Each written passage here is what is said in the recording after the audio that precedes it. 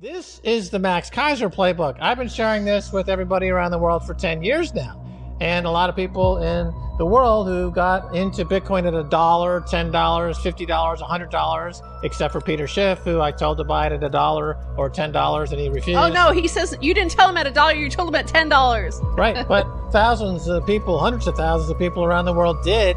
They're sitting on millions and millions of dollars worth of unrealized profits. And here's the thing, Stacy, I saw you were tweeting about, when are you going to sell it? And you're like, well, yeah, here's my opinion here.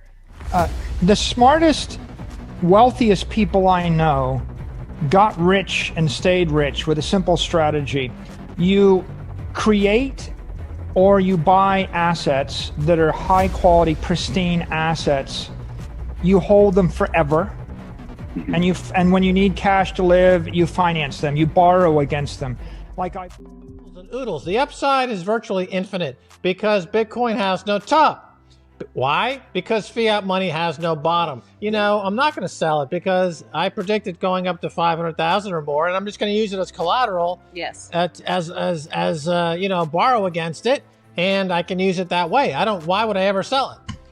I won't sell any Bitcoin from here on out. There's lots of new platforms and services being offered for people in the Bitcoin space. So you can always just keep stacking and then borrow against your Bitcoin.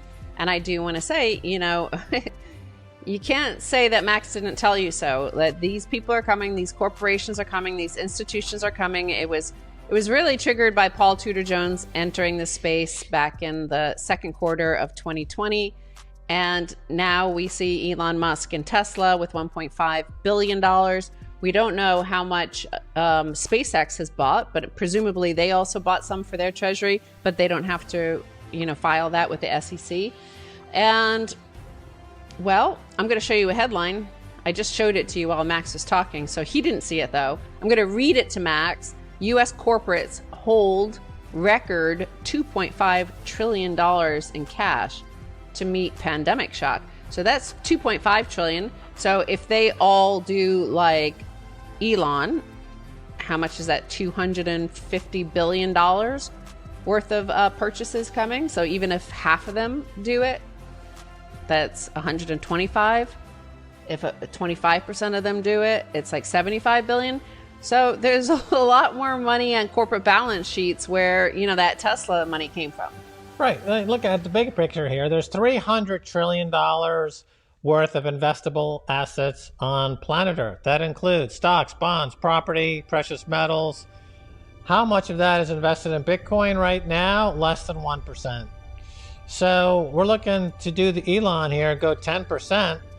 That's $30 trillion right there. Bitcoin is still less than $1 trillion. So I figure that's how I come up with 40x from here. That's just a 10% allocation to Bitcoin. And of course, the thing is that we're going to see fiat money basically go the way of all fiat money, which is to 99.9% loss of purchasing power. So that 10% effectively becomes 50, 60, 70%. Again, there is no top to the price of Bitcoin because fiat money is a bottomless pit that loses for the past 300 years 99.9% of its purchasing power. So there you can see, as Max so brilliantly puts it, there is no exit strategy. You would have to be crazy to sell your Bitcoin in exchange for fiat money that we know for a fact is devaluing at 15% per year. To get a second opinion, here's Michael Saylor on when to sell your Bitcoin. Against them. Like I buy a football team and I hold it forever and I borrow, and I have a good banking relationship with a bank and they loan me money at 3% or 2% interest. I buy a city block in New York City. I hold it 100 years. And then if the Fed prints 10% more money or 5% more money, the building goes up 5% in value if it's truly desirable. If you have assets that are scarce, desirable, and unimpaired, they're not impaired. I use that criteria, right? Because like for 100 years, it was New York City real estate, and maybe New York's not the greatest bet this year. But football franchises, city blocks, if I had an unimpaired, Jeff Bezos held Amazon stock, Mark Zuckerberg held Facebook stock. So buy Bitcoin. Am I going to sell it? No.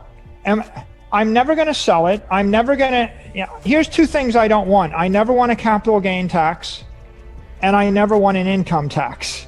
Right? Okay. Of course. So what's the problem?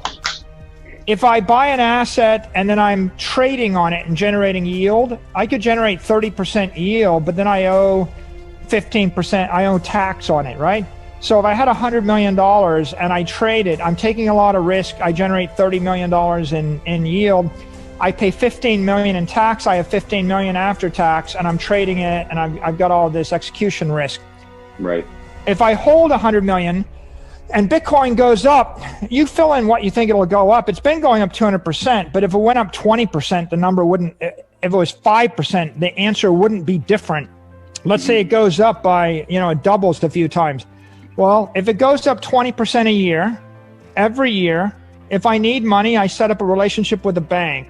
And there are companies, some of the new emerging crypto exchanges will give you a loan. NYDIG will give you a loan. Genesis will give you a loan. Eventually, you'll see loans coming from lots of banks, and the entire Bitcoin banking sector will develop. So take your $100 million, borrow $10 million, pay.